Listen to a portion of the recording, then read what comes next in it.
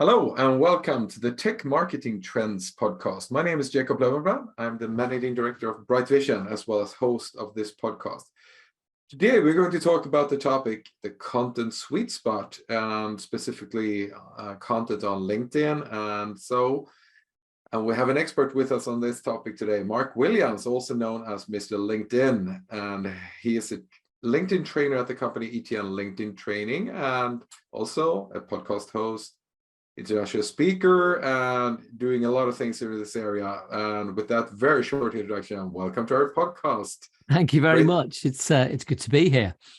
Yeah, looking forward to chatting about this sweet spot that we can reveal more about in a second.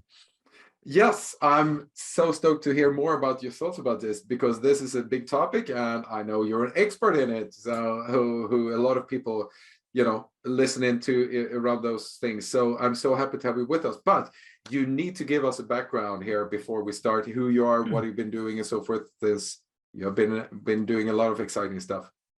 Yeah, sure. Well, I'm an independent LinkedIn trainer and have been for, I'm in my 15th year now, which surprises a lot of people because most people that I work with and train how to use LinkedIn weren't even on LinkedIn 15 years ago. Probably hadn't even bothered with LinkedIn 15 years ago. But I guess my background prior to that was recruitment. So I was quite involved in the LinkedIn world, if you like, before I ever got to train people. I was quite heavily involved with LinkedIn. I used to run a recruitment business, used to have people working for me, and I saw it as part of my job to make sure that they were competent in using the tool, which in those days was largely a recruiting tool, really. And whilst LinkedIn themselves still focus on that topic quite heavily because that's where they make most of their money, I think for the rest of us, it's a kind of occasional recruiting tool, but is largely a networking and business development tool that most people really value these days. Of course, that's changed so much since the days when I first started. So that's my background. I was one of the first LinkedIn trainers in the world. There are a few in the States and one or two splattered around Europe when I first started in 2008. It's a completely different world now. There are hundreds of LinkedIn trainers all over the place. And in fact, I was talking to someone the other day who was just setting up as a LinkedIn trainer, and I said, if I was you, I would pick a niche within LinkedIn training. And when I first started, LinkedIn training was so niche that people actually thought it was a bit of a joke. They couldn't quite get their heads around why you would ever need to learn how to use a social media tool. That just seemed like a ridiculous concept back in the day. But obviously things have changed a lot since then. So. Yeah, wow. 15 years ago, 2008 and onwards, have you been working with this? That's fantastic. And didn't it start in 2005 or something like that? 2003, LinkedIn started. I got my first account in 2005, actually, which I did absolutely nothing with, like a lot of people when they first signed up. And then went crazy with it and started going bonkers and connecting with all kinds of people. And then realized I was doing it all wrong. And then decided, instead of just changing that, I decided to close that account down and start a new one. So I started a new one in 2007. But in many respects, those kind of stories are things that people are still doing today, still not quite understanding how to use the tool. So officially, when I go to my LinkedIn account, it says I started in 2007, but it was actually 2 years prior to that when I first actually had the LinkedIn account. Wow, you were in the early batches there, so fantastic. And what a ride! I mean, you picked 2008. You didn't know where this would take you, But hey, what a horse you picked! Yeah, I know, and there's an element to look in that, isn't there? And I'm always very aware of that. But then it was a little bit of a calculated gamble in some respects because. I often tell the story about when I first came across LinkedIn, it was actually because someone who was working for me, who was, in a sales role and was always very active and stood up in the office and on the phone and chatting to people all day long, as is the traits of someone who's successful in those sort of roles, And then I came to the office one day and he wasn't. He was very quiet and he was just sitting staring at his computer screen all day long. And I thought, well, either he had a big night last night, or he's thinking of getting a job, and we've lost his motivation. Either way, I need to drag him in my office and find out what's going on. So I did, and I sat him down and I said, "What's the problem?" He said, "There's no problem." And I said, "Come on, Tom. You know, you're normally on your feet and talking to people all day long. You're very quiet today. Something clearly up." And he went, "Oh," he said, "I'll tell you what it is. I found this website.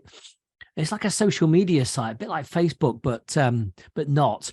And he said, "It's amazing." He said, "I can get all these names of people that work in these companies and everything is incredible. You don't have a look at it." And I went, "Come on, Tom." He said, "You're not going to make any money sitting staring at social media site. So you need to get on the phone and start talking to people." And he went, "I know what you're saying, but just have a look at it. I think you'll see what I mean." And this guy, I don't know, at that stage, he had about 2 years experience under his belt. And I've been in the industry 20 odd years, or a bit less than that at that point, maybe 16 years. And so I, created this first account, 2005, started connecting to people that I knew, and then started, seeing who they were connected to. And I know this sounds obvious now to us, but back in the day, I couldn't believe what I was seeing. I was like, hold on a second, this person who I've known for years knows this other person that I've also known for years. And I had no idea they knew each other. And just that simple little thing that happened then, I just thought, this is amazing. I can't believe how good this is.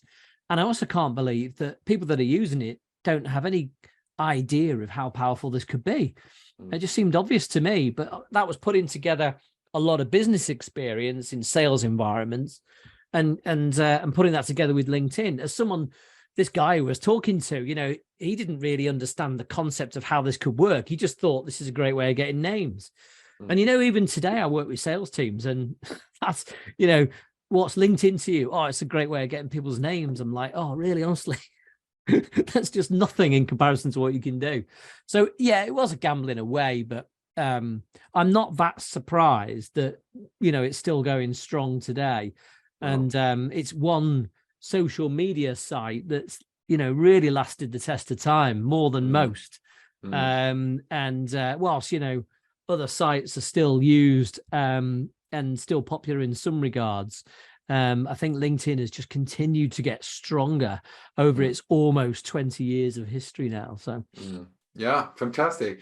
And I'm happy you didn't pick MySpace. yeah, no, absolutely. Yeah.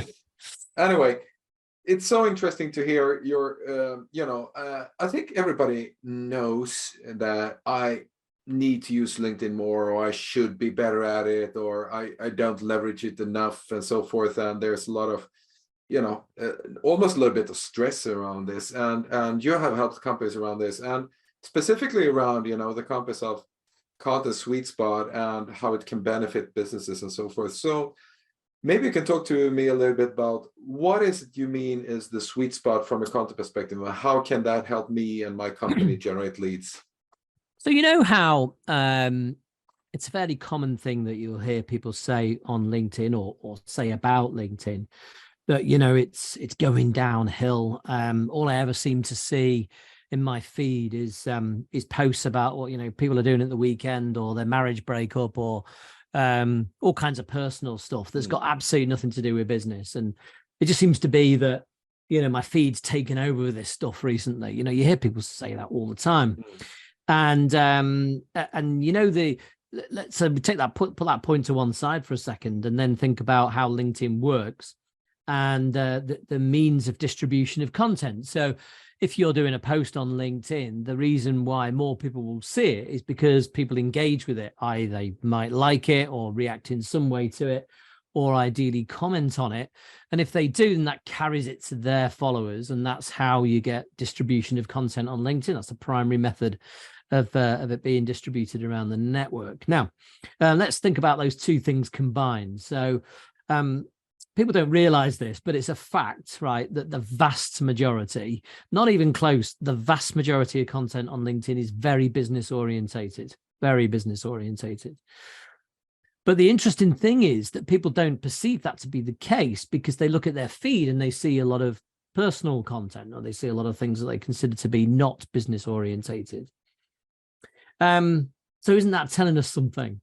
If the primary means of distribution is engagement, then it would appear to be that the content that seems to be most engaged with is of a personal nature.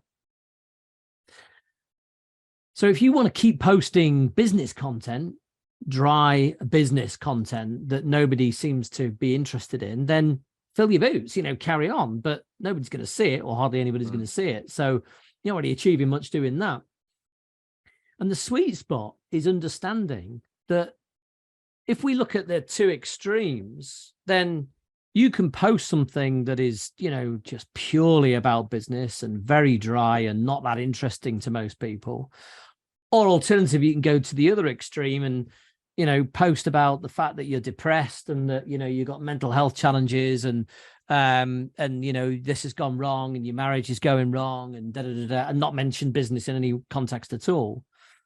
And out the two, the second of those will probably be more popular and probably more people will see it. But actually, the world is not as black and white as that. And actually, if you think about it, let's understand what it is about that personal content that's so popular. Why are people interested in it?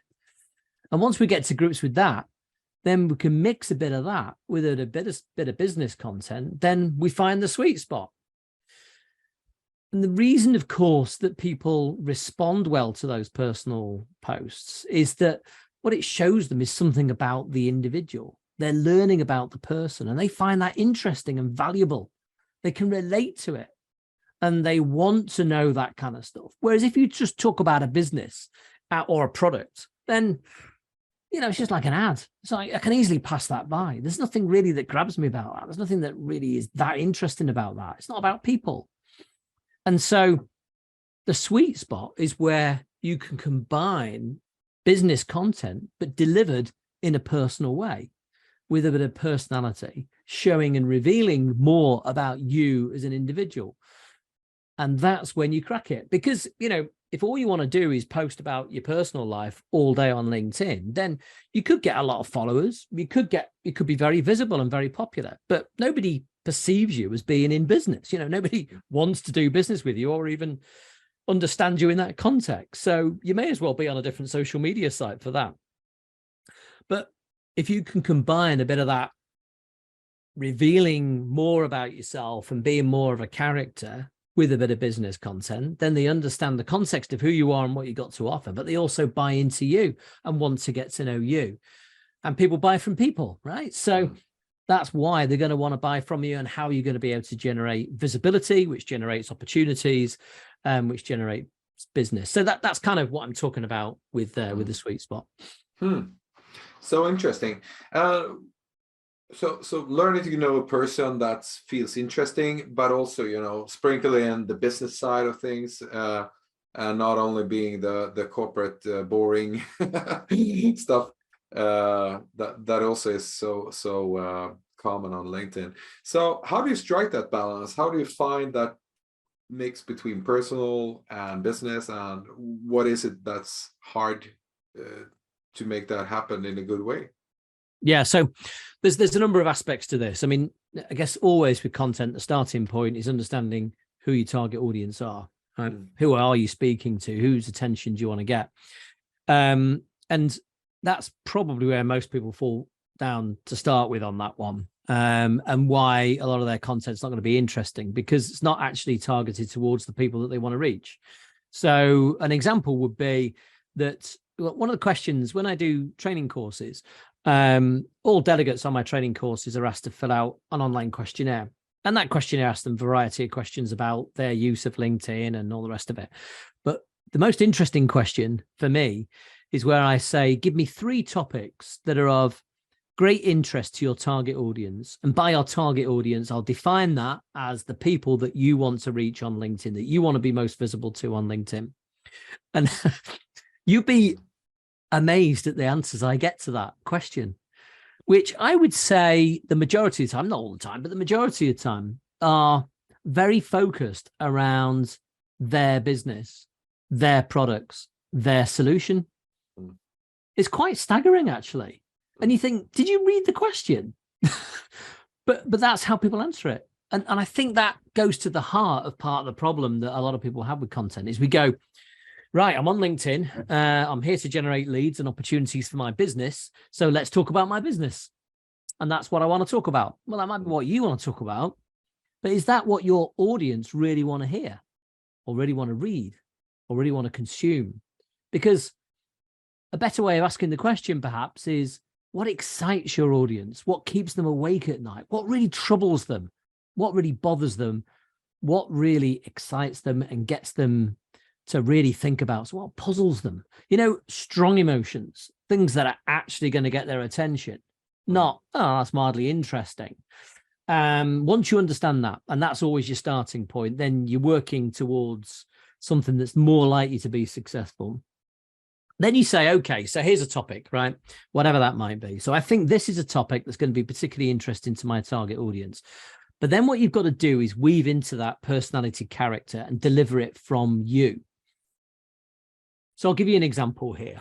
There's a chap, I don't know if you know him, a chap called Andreas Jonsson, who runs a business called Shield, which is he's the CEO of a business called Shield, and it's a LinkedIn analytics company. Now, Andreas has a unique insight into what content works well on LinkedIn, because he has a lot of customers and they're analyzing their content, right? So they get a fairly good view of what works and what doesn't work, right? And I'll read you a post that he did, because it's very, very short and very easy to understand. So Andreas, his preference tends to be text-only posts. There's no particular favorite amongst the LinkedIn community. It varies really, but Andreas's particular choice is normally text. And this is literally 3 short lines, okay? I prefer hoodies, full stop, and white sneakers. Then a space line. Am I not professional, ? Then a space line. It's 2022. Let's redefine professionalism. That post got over 2,000 reactions, 384 comments. Wow. Awesome. Now, he could have sat at his desk and thought, right, okay, I get it. My target audience are business leaders, and they're running businesses and they have to deal with all kinds of issues. And I was talking to someone the other day who was talking about dress code in businesses. So let's do a post about dress code in business, right? So he could have written a post that talked about dress code, the rights and wrongs of it, the advantages, the disadvantages, making people wear a suit. Is that a good thing? Is it a bad thing? How do people react to it? Blah, blah, blah. There's a big topic there. You could talk about that a lot, but he didn't do that. He started it with, I prefer, me. Let me show you a bit about myself. Let me reveal who I am and what my preferences are. And then let's throw that back to you and let's talk about it, right? So there are a number of techniques at play here. But the one that we're talking about, particularly with the sweet spot, is I understand my topic. That's important. I think that's going to be a topic that's going to interest my target audience. It's got nothing to do with LinkedIn analytics, has it? Right? So he's not talking about what his business does at all, but he understands his audience. So he's okay, great. But I'm going to approach it from a personal perspective. So I'm going to deliver this in a very personal style. I'm going to have an opinion, but I'm also going to put it out to people and say, well, what do you think? Right? There you go. I'm going to make a strong statement. That's what I believe. Shouldn't we redefine professionalism? I'm not actually asking a question. I'm just making a statement, right? There you go. Redefine professionalism. Off you go. So I'm igniting the fire, if you like. Discuss, and people will, and people did. Now, that's great content, as seen by the results. Now, you don't just achieve that in one post. There's a build up over time. He's built followers. Followers are looking out for his stuff. When they see it, they know it's going to be good and they feel they want to respond. But over time, he's built that kind of following that will engage with his content. But at the same time, when he's taken an approach to content, he very much approaches it from a Andreas point of view. This is me. This is who I am. Right? So that's an example of what I'm talking about in terms of the sweet spot. It's bringing yourself and your personality and your character to the content, relating stories that have happened to you, things that matter to you, things that you believe in, what you stand for, things of that nature is far more powerful. And anybody running a business who wants to be seen by people outside the business and, of course, people within their own business should really take a leaf out of his book, because he really presents himself in a way that people can really get an idea of who he is and what he's all about. That's a great example and so interesting. But it seems almost like building a personal brand in parallel to your company, so to say. So that's the way you think everybody should go. Yeah, I mean, that's not suggest that that we don't put out information about the company, and it's interesting actually. There are various examples on LinkedIn where people have very much started out building a personal brand and established a kind of reputation and a following of people that are invested in them and their story, and they weave into that the company story.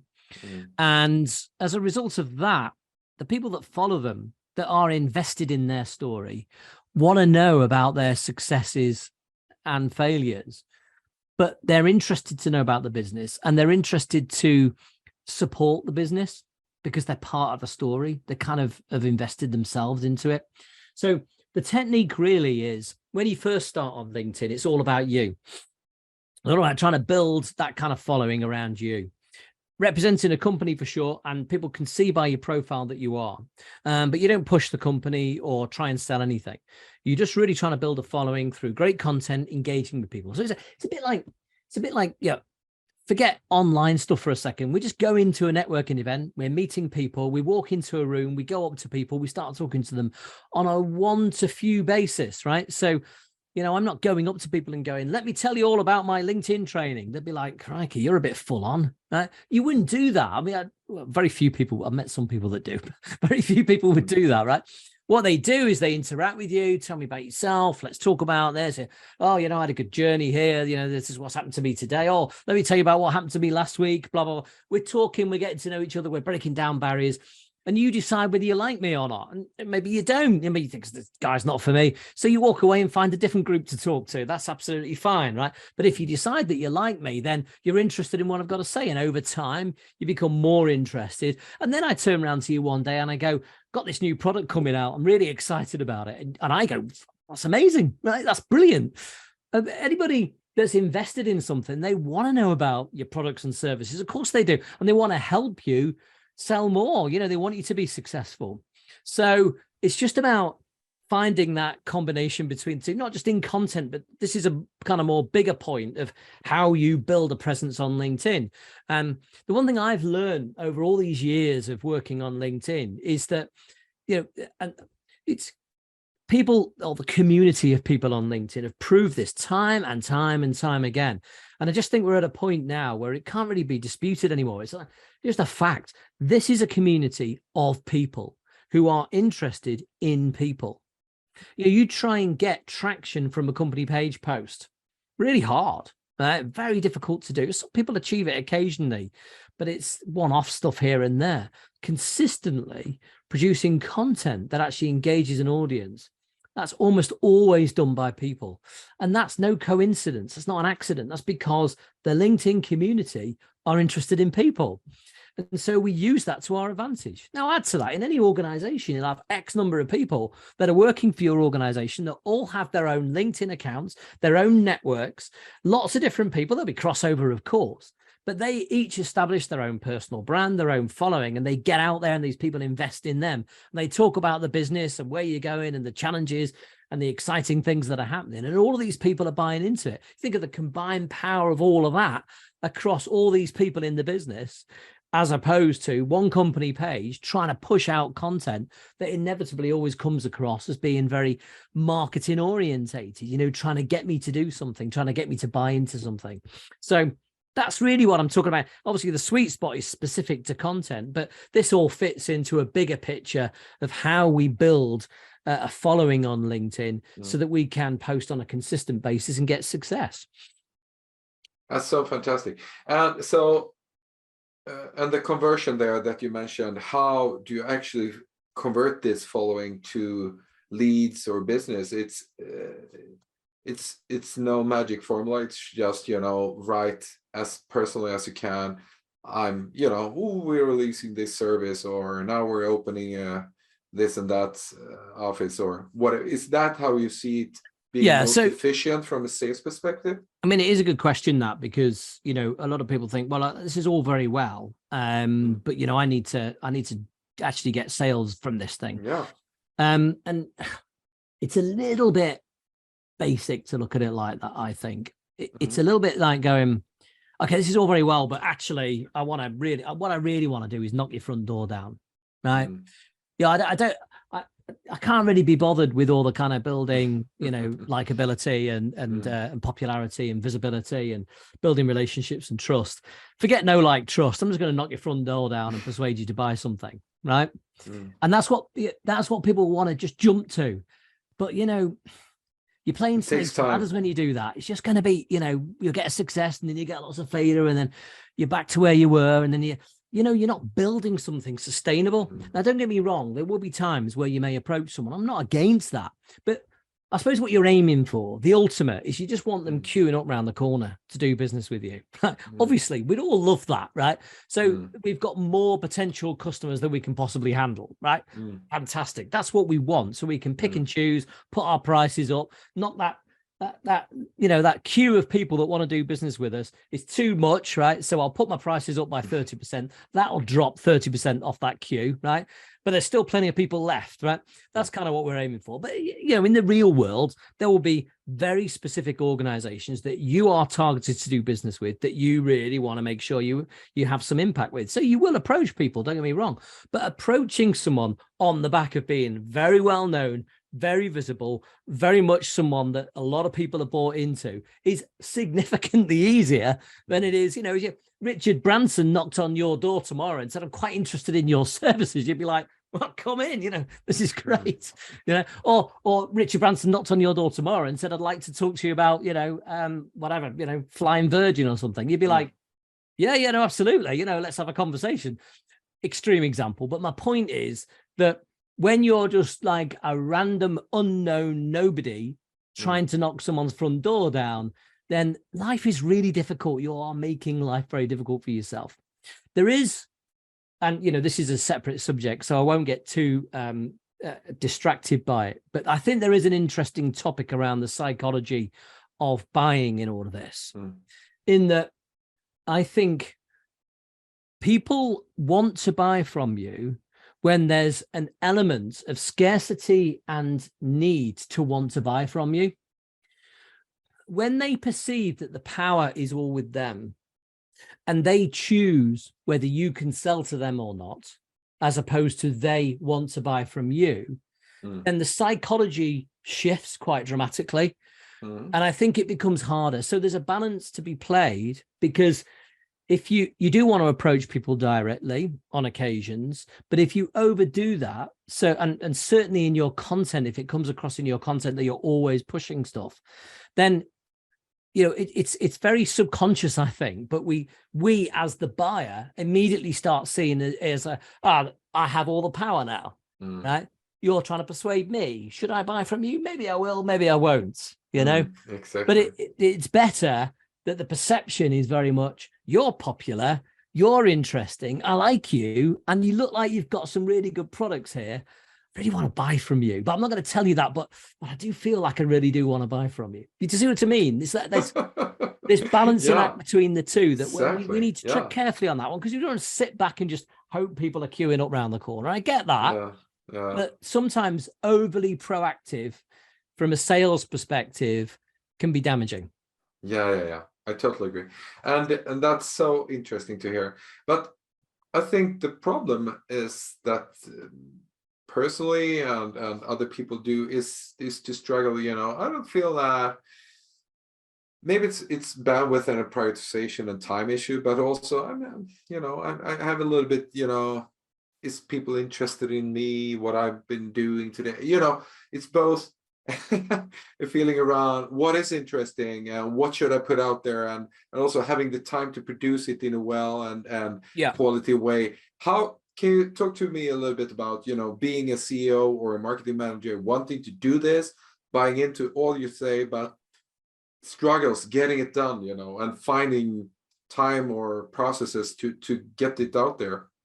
Yeah, it's a great point. I mean, and a very real one, you know, that I come across pretty much every day in the line of my work. And there's two aspects to this. One is time, and one is having the courage to be authentic. Exactly.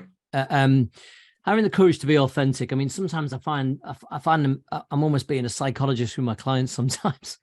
It's like sit on the couch and tell me about how you feel, because there are challenges with that. Is anybody interested in me? Well, that is about you and how you feel you have worth amongst your community of potential customers. Mm-hmm. And a lot of that is about how you believe in yourself. And people often, the reason why they revert to talking about the company is that that's easier. And I can sympathize with that. This is it's our safer. product. It's not me, it's our product. If it sucks, it's not me. But that's why people don't want to buy it. I'm not suggesting you in this case. No. That's the problem. That's why people don't buy, because exactly they want to buy from you and they want to buy into you, right? And you will be able to do that. Now, look, that doesn't mean that, again, people have the perception that that everybody's going to want to buy from them. And when they actually analyze that, they know that's not true. I mean, clearly, not everybody's going to buy from me. Some people are not going to want to buy from us, and that's okay. Mm-hmm. But we can understand that conceptually and say, well, it's fine. We're not going to win every single customer out there. But then when it comes to presenting themselves, they're scared that people aren't going to like them. It's the same thing. Some people really will. Some people really won't. And that's okay. Doesn't matter. But the more you are, the more you bring yourself to the platform, the more you will get people that are diehard customers that really like where you're coming from and really want to do business with you.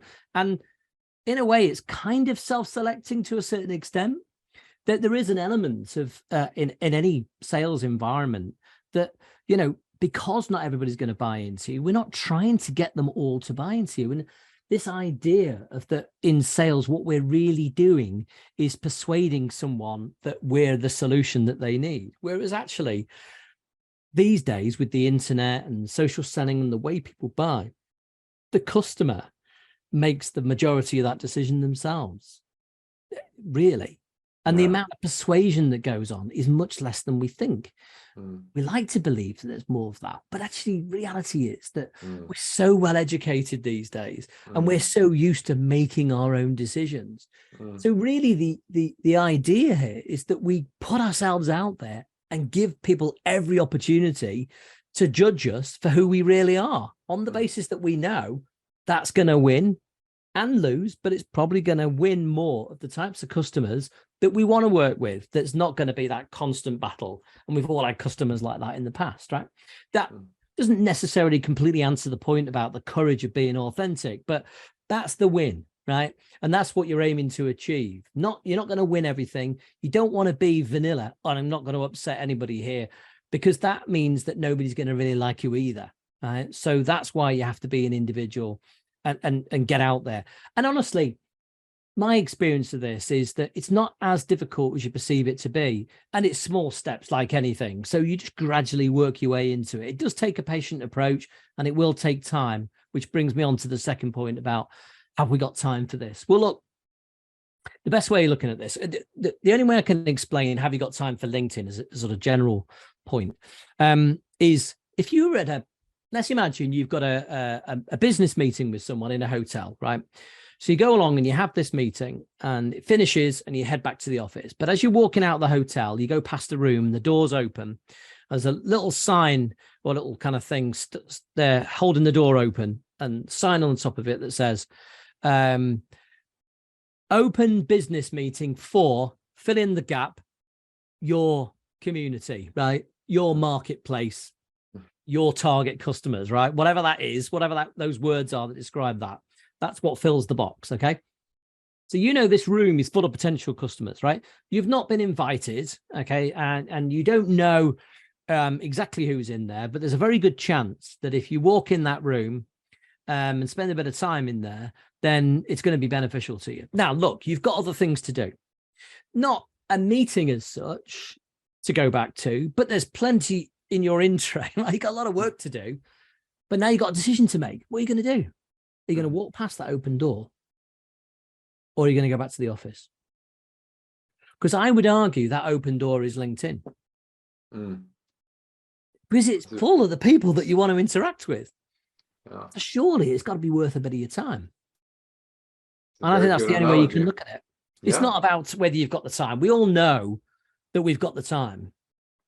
It might not feel like it some days, and I get that. But we have got the time. It's just about whether we prioritize it. And that's the way I would put it. It's an open door.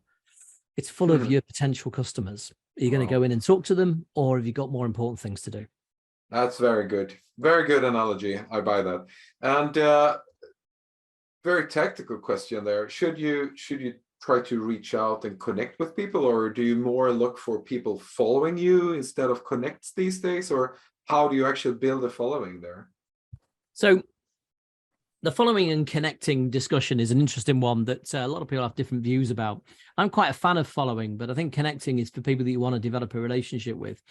So here's how it would normally go. When you first start to build a network, you really want to connect, which is like a forced follow in a way, right? So by connecting with someone, they become your follower. But over a period of time, as you start to build more and more connections, you start to get to a point where you go, actually, I don't really want to get too many more connections, but I do want more followers. Now, followers are people that are, if you like, primary distributors of your content, that allow your content to access people that you don't have access to directly. Okay. So you do want to build a lot of followers. Where someone is a target, someone that you believe is either a potential customer or referrer. And if you think about the number of customers that are on LinkedIn, you can times that by at least 2, in many cases, many more than times 2 of people out there that could refer you. And one of the big things that people miss about LinkedIn is the platform is bursting full of people that are trying to do the same thing as you. I sell to those people, but a different product. And there's all kinds of collaboration opportunities out there where you can build relationships with people that are mutually beneficial. And again, it's that blunt instrument thing again, isn't it? It's going, here's LinkedIn, there's my target customers, let's knock the door down and try and get them to do business with me. But take a step back and just think wider, more sophisticated approach. So many people out there that you could meet on LinkedIn, build a relationship with, go out for a coffee with, get to know them, say, look, I'm going to open my customer list out to you. And if you open yours to me, we could both really win from this. There's all kinds of opportunities like that. They're people to connect to as well. But, for me, a connection, apart from the early days of building a network where you're kind of forcing a momentum with followers, connection is more about an intention to build a relationship. Okay. And so then you're really looking to build followers beyond that point. And you won't connect to anybody again. But I made it an intention of mine to try and double my number of connections with followers. So have twice the number of followers than I do connections. And I'm not far off. I think I'm around about that now, just about achieved that. I must admit, I haven't looked at it recently, but it's roughly around about that kind of number. And but now I expect followers to continue to build beyond that level. And I get a lot of invites. Obviously, it's the nature of what I do. I get a lot of invites on a daily basis, despite the fact that my primary option on my profile is to follow. But the vast majority of them I ignore, i.e. click ignore. I don't completely ignore them, but click on ignore because I want them to follow me. They don't need to connect to me. Right? They're not somebody that is intending to build a relationship with me, or that I intend to build a relationship with them. So they really just want to follow. And although they may be asking me to connect, actually what they often say in the message, I saw a post from you recently and I'd like to see more of your content. Let's connect. And you don't need to connect for that. Yeah, exactly. Just follow me. But if I ignore it, this is one of the features of creator mode, that means that they do follow me automatically. So if we're not connected and you invite me to connect and I say no, you are a follower by default. That makes you a follower. Okay, that's interesting. Awesome. Wow, so many things to think about here, and we could probably go on for another 45 minutes here, but I know you're a busy guy, Mark, and I'm so grateful for all the things you have talked to me and the audience about here.